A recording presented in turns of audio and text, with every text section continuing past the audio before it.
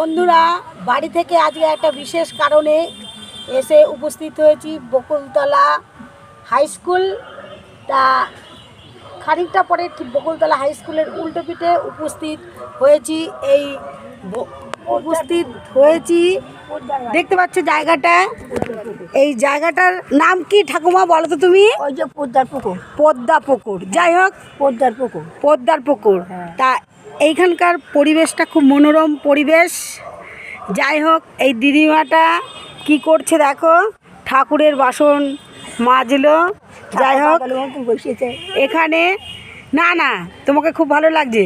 তো এই পুকুরটার নাম কি গো? এই পদ্মার পুকুর।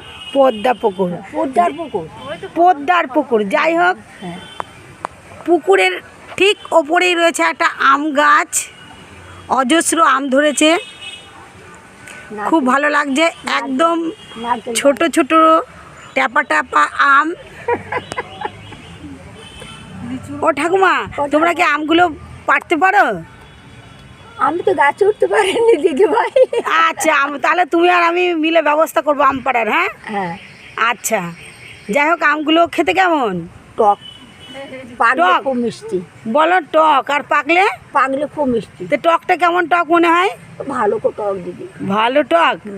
আচ্ছা, আর পাকলে না সত্যি খুব মধুর, মানে মিষ্টি। দেখতে পাচ্ছ বন্ধুরা, চারিদিকে অনেক মানুষ দাঁড়িয়ে আছে। আজকে নবদ্বীপ বকুলতলা হাই স্কুলে একটা পরীক্ষা চলছে।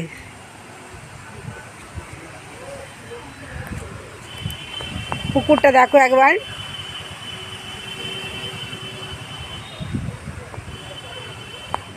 ভিডিওটা কেমন লাগলো একটু কমেন্টে জানাও।